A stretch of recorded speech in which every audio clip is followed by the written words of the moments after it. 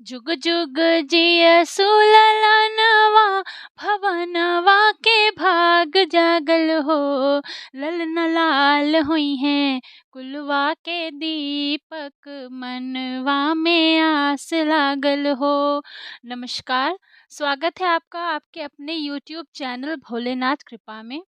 सभी महिलाओं को जीतिया व्रत की हार्दिक शुभकामनाएं।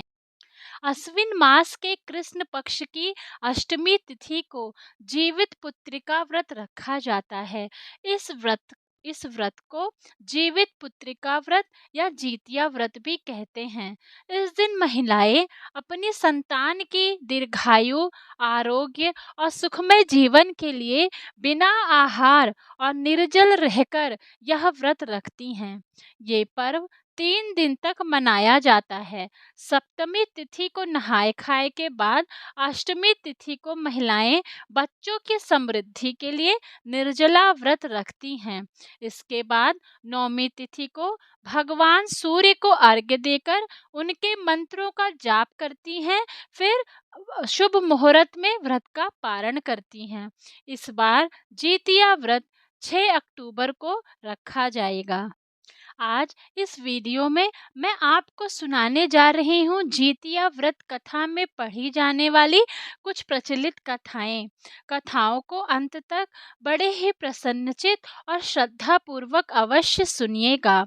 आइए गौरी पुत्र गणेश को का नाम लेकर भगवान जीमूत वाहन को स्मरण करके कथा शुरू करते हैं। जीतिया व्रत में कथा सुनने का अपने आप में बड़ा ही विशेष महत्व है।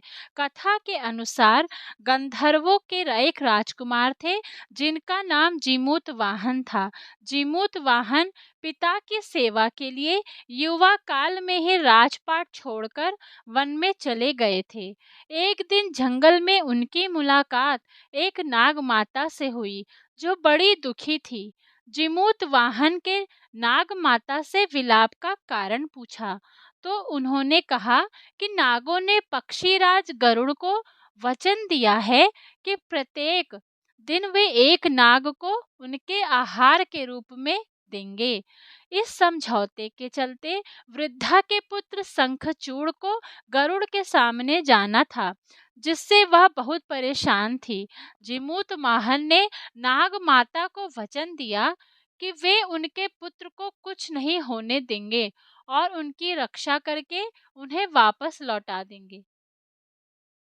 जीमूतवाहन खुद को नाग के पुत्र की जगह कपड़े में लिपटकर गरुड़ के सामने उस शिला पर जाकर लेट गए जहां से गरुड़ अपना आहार उठाता था।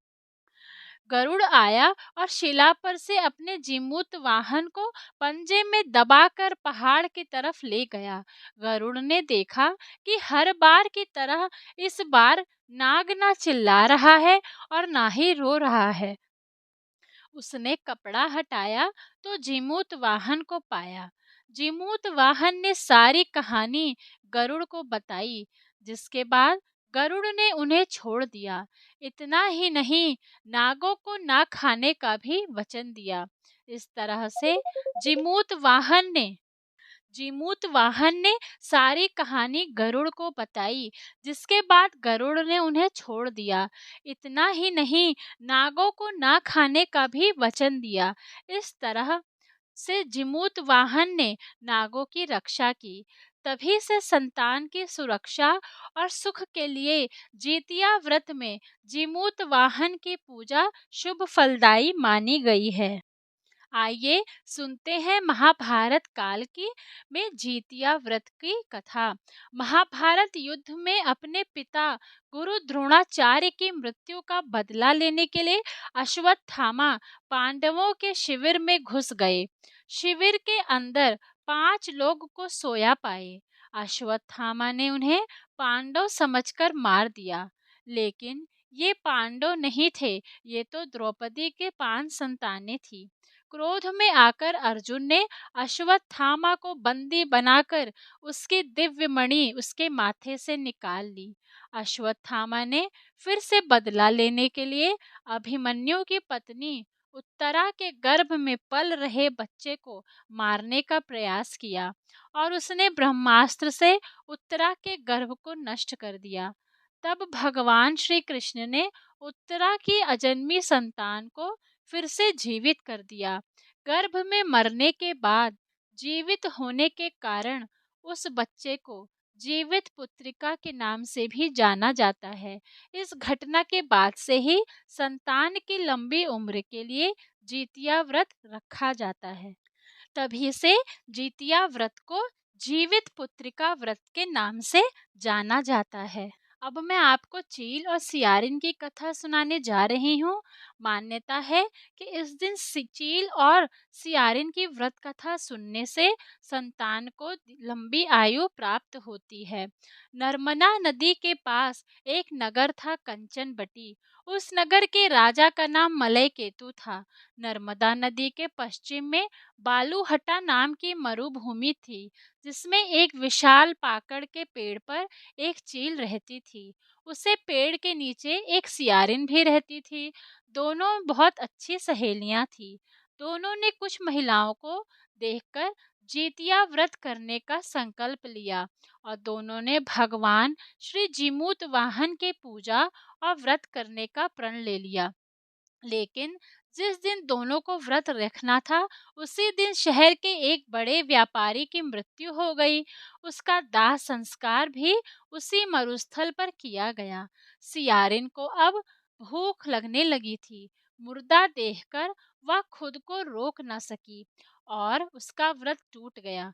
पर चील ने संयम रखा और नियम व श्रद्धा से अगले दिन व्रत का पारण किया। फिर अगले जन्म में दोनों सहेलियों ने ब्राह्मण परिवार में पुत्री के रूप में जन्म लिया। उनके पिता का नाम भास्कर था। चील बड़ी बहन बनी, जिसका नाम शीलवती रखा गया और शीलवती की शादी बुद्धसेन के साथ हुई। सियारन छोटी बहन के रूप में जन्मी और उसका नाम कपूरावती रखा गया। उसके शादी उस नगर के राजा मलाय केतु से हुई। अब कपूरावती कंचनबटी नगर की रानी बन गई।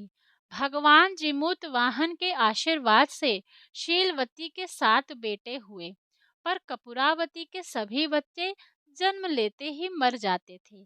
कुछ समय बाद शीलवती के सातों पुत्र बड़े हो गए। वे सभी राजा के दरबार में काम करने लगे। कपूरावती के मन में उन्हें देखकर ईर्ष्या होती थी। उसने राजा से कहकर सभी बेटों के सर काट दिए। उन्हें 7 नए बर्तन मंगवाकर उसमें रख दिया और लाल कपड़े से ढककर शीलवती के पास भिजवा दिया। यह देख भगवान जीमूत वाहन ने मिट्टी से सातों भाइयों के सर बनाए और सभी के सिर को उसके धड़ से जोड़कर उन पर अमृत छिड़क दिया। इससे उनमें जान आ गई। सातों युवक जिंदा हो गए और घर लौट आए। जो कटे सर रानी ने भेजे थे, वे फल बन गए। दूसरी ओर रानी कपूरावती बुद्धिसेन के घर से सूचना पाने को व्याकुल थी। जब काफी देर सूचना नहीं आई, तो कपूरावती स्वयं बड़ी बहन के घर गई। वहां जा सबको जिंदा देखकर वह सन्न रह गई। जब उसे होश आया तो बहन को उसने सारी बात बताई। अब उसे अपनी गलती पर पछतावा हो रहा था। भगवान जीमूत वाहन की कृपा से शीलवती को पूर्व जन्म की बातें याद आ गई। वह कपूरावती को लेकर उसी पाकड़ के पेड़ के पास गई और उसे सारी बातें बताईं। कपूरावती बेहोश हो गई और मर गई। जब राजा को इसकी खबर मिली, तो उन्होंने उसी जगह पर जाकर पाकड़ के पेड़ के नीचे कपूरावती का दाह संस्कार कर दिया। प्रत्येक वर्ष पितृपक्ष के मध्य में आने वाले इस व्रत में अपने पुत्रों की लंबी आयु के लिए माताएं अपने पूर्वजों और जीमूत वाहन को सरसों तेल और खल्ली चढ़ाती हैं। इस पर्व से जुड़ी कथा की चील और सियारिन की मिट्टी व गाय के गोबर से प्रतिमा बनाकर उनकी पूजा की जाती है और उन्हें चूड़ा दही चढ़ाया जाता है। उसके बाद पूरे विधि विधान से जीमूत वाहन की पूजा की जाती है और व्रत रखा जाता है। जितिया व्रत में पहले दिन महिलाएं सूर्योदय से पहले उठकर स्नान करती हैं। फिर व्रत का संकल्प लेना चाहिए और पूजा शुरू करनी चाहिए। इसके बाद फल ग्रहण करें और उसके बाद पूरे दिन कुछ न खाएं। दूसरे दिन सुबह स्नान के बाद महिलाएं पहले पूजा पाठ करें और फिर पूरा दिन निर्जला व्रत रखती हैं। इस व्रत का पारण छठ व्रत की तरह तीसरे दिन ही किया जाता है। पारण से पहले महिलाएं सूर्य को अर्घ देती हैं, जिसके बाद ही वह कुछ खाना खा सकती हैं। इस व्रत के तीसरे दिन झोर भात, मरुआ की रोटी और नोनी का साग खाया जाता है। अष्टमी के दिन प्रदोष काल में महिलाएं जीमूत वाहन की पूजा करती हैं और पूजा के बाद जीवित पुत्रिका व्रत की कथा सुनती हैं। आइए सुनते हैं सुखिया और दुखिया दो बहनों की कहानी। जीवित पुत्रिका व्रत से जुड़ी यह कहानी बहुत ही प्रचलित है। एक समय की बात है, दो बहनें थीं। एक का नाम सुखिया और दूसरी का नाम दुखिया था। दोनों के नाम की तरह ही दोनों का भाग्य भी था। सुखिया बहुत अमीर थी और दुखिया बहुत गरीब थी। वह सुखिया के घर में कामकाज किया करती थी। समय बीतता गया। दोनों बहन को दो दो पुत्र थे। यानी सुखिया को दो पुत्र थे और दुखिया को भी दो पुत्र थे। पर दुखिया बहुत गरीब थी। अब दुखिया ने सुखिया के घर खाना बनाकर अपने घर चावल की खुर्दी और साग की डंठल को ले आकर उसी चावल की खुर्दी और साग की डंठल से खाना बनाकर बच्चों को खिलाया और खुद भी खाया। इसके बाद दुखिया सोने के लिए चली गई। आधी रात में एक बूढ़ी औरत उसके घर का दरवाजा खटखटाती है। तो दुखिया ने पूछा, आप कौन हैं? तब उस बूढ़ी औरत ने बोला, बेटा हम हैं। दुखिया ने उठकर दरवाजा खोला और कहा, माँ आपको क्या चाहिए? आप इतनी रात यहाँ किस लिए आई हैं? तब बुढ़िया ने कहा, बेटा मुझे बहुत भूख लगी है, कुछ खाने को दे दो। दुखिया उस बूढ़ी औरत को घर के अंदर ले आई और कहने लगी, हम लोग बहुत गरीब हैं। आज मैंने खुर्दी का चावल और साग की डंठल बनाया है, क्या आप उसे खाएंगी? तो बुढ़िया ने कहा, हाँ क्यों ना खाऊंगी, मुझे बहुत भूख लगी है, मैं वही खा लूंगी। दुखिया अंदर जाकर खुर्दी का चावल और साग का डंठल लाकर उस बूढ़ी औरत को खाने को दे देती है। बूढ़ी औरत खाना खाने के बाद कहती कि मुझे अच्छे से कुछ दिखाई नहीं देता, ऐसे में इतनी रात के अंधेरे में अपने घर में कैसे जाऊं? तो दुखिया ने कहा, कोई बात नहीं माँ, आप यहीं पर सो जाओ, सुबह होने पर अपने घर को जाना। तब बूढ़ी औरत रात में दुखिया के घर में ही सो गई। बूढ़ी औरत थोड़ी देर के बाद उठकर बोली, बेटी मुझे दीर्घ शंका लगी है, कहाँ करूँ? इस पर दुखिया कहती है कि मेरे घर में शौचालय नहीं है, इसलिए आप उधर कोने में कर लो। तो बूढ़ी औरत बोली, भड़-भड़ करूँ या छर-छर करूँ? चूँकि दुखिया नींद में थी, तो उसने नींद में ही कहा, माँ भड़-भड़ कर दो, मैं सुबह साफ कर दूँगी। इसके थोड़े देर बाद बूढ़ी औरत कहती है, बेटी मैं अपने हाथ कहाँ साफ करूँ?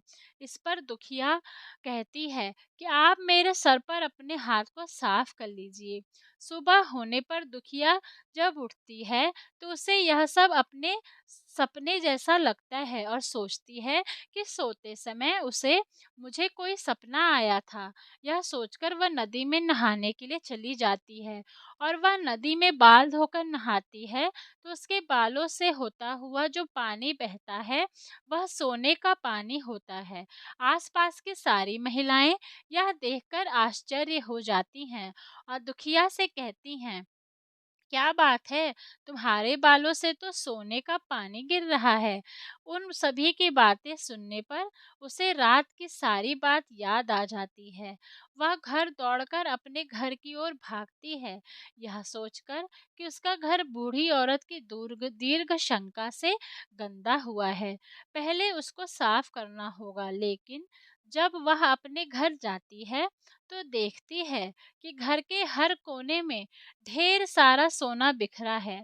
यह सब देखकर दुखिया बहुत खुशी हो जाती है और सोचती है कि यह सब जीमूत वाहन भगवान की कृपा से हुआ है और मेरी बूढ़ी माँ का रूप में मेरे घर आए और मुझे इतना सारा आशीर्वाद दिया। अब दुखिया भी अमीर हो गई और सुखिया के घर जाकर काम करना उसने बंद कर दिया। दुखिया अपना व्रत पूरा करने के बाद अपने पुत्र से कहती है कि जाओ मौसी के घर से तराजू लेकर आओ, मुझे यह सोना नापना है। बच्चा खुशी खुशी मौसी के घर जाता है और तराजू मांगकर ले आता है। पर सुखिया को थोड़ा संदेह होता है तो वह तराजू के नीचे गोंद लगा देती है ताकि दुखिया जो भी चीज उसमें तौले वह उसमें चिपक जाए। दुखिया ने तराजू पर सोना नापा तो कुछ सोने का टुकड़ा उस गोंद में चिपक जाता है और जब बच्चा तराजू लौटाने जाता है तो सुखिया तराजू को उलट पुलट कर देखती है तो उसे तराजू के पीछे गोंद की जगह सोना लगा हुआ था। ये देखकर सुखिया सोचने लगती है कि दुखिया के घर में कहीं से सोना आया है, इसलिए वह कई दिनों से काम पर नहीं आ रही है। सुखिया दुखिया के घर जाकर देखती है, वहाँ बहुत सारा सोना होता है और जब दुखिया के पास जाकर पूछती है कि तुम्हारे पास इतना सोना कहाँ से आया जिसे नापने के लिए तुमने तराजू मंगवाया है, तो दुखिया मन की बहुत सच्ची थी, भोली थी, इसलिए वह उस रात वाली सारी कहानी अपनी बहन सुखिया को बता देती है। लेकिन सुखिया मन की लालची थी और उसे ईर्ष्या होने लगी कि दुखिया के पास हमसे ज़्यादा धन आ गया। तब वो अगले जूतिया में भी मैं भी खुर्दी का चावल और साग का डंठल ही बनाऊंगी। फिर अगले साल जूतिया आया के व्रत के दिन दोनों बहनों ने फिर से व्रत रखा। सुखिया के पास सब तरह का सुख और धन की कोई कमी नहीं थी, फिर भी उसने उस दिन चावल की खुर्दी और साग के डंठल ही बनाए। वैसे ही और उस रात में भी उसके घर में बुढ़िया आई। बुढ़िया ने जब दरवाजा खटखटाया तो सुखिया ने खोला और बोला, माँ अंदर आइए। तो बुढ़िया ने बोला, मुझे बहुत जोर से भूख लगी है, मुझे कुछ खाने के लिए दे दो। तो सुखिया ने बुढ़िया को साग के डंठल और खुर्दी के चावल दे दिए। थोड़ी देर बाद बुढ़िया ने बोला कि बेटा मुझे रात में दिखाई नहीं देता, मैं अपने घर कैसे जाऊंगी। तो सुखिया ने बोला, आप यहीं पे सो जाइए। बूढ़ी औरत थोड़े देर बाद फिर कहती है कि मुझे दीर्घ शंका लगी है, कहाँ करूं। तो सुखिया ने बोला, वहीं कोने में कर लो। इसके थोड़े देर बाद बुढ़िया फिर बोलती है कि भड़बड़ करूं या छरछर करूं।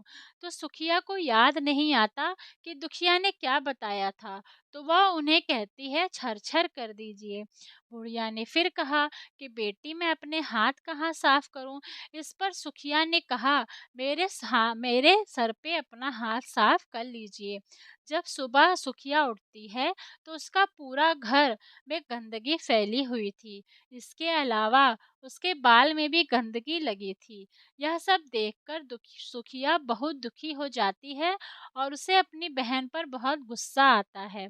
सुखिया गुस्सा होकर अपनी बहन दुखिया को बुलाती है और कहती है कि तुमने मुझे झूठ कहा और मेरा पूरा घर गंदा करवा दिया। इस पर दुखिया ने कहा, तुमने क्या कहा था, भड़बड़ या छरछर। तो सुखिया ने बताया कि उसने छरछर बोला था। ये सुनकर दुखिया बोली, तुमने यहीं पर गलती कर दिया, तुम्हारे पास तो सब कुछ था, किसी भी चीज की कमी नहीं थी, फिर भी तुमने भगवान जीमूत वाहन को चावल की खुर्दी और साग का डंठल खिलाया। तुमने उनका आदर सत्कार अच्छे से नहीं किया। तुम्हारे पास सब कुछ होने पर भी तुमको लालच नहीं करना चाहिए था, इसलिए तुम्हारे साथ बुरा हुआ। आशा है आपको यह कहानी अच्छी लगी होगी। अगर वीडियो अच्छा लगा हो तो कृपया करके लाइक करें, सब्सक्राइब करें तथा अपने मित्रों के साथ शेयर करें। ओम नमः शिवाय।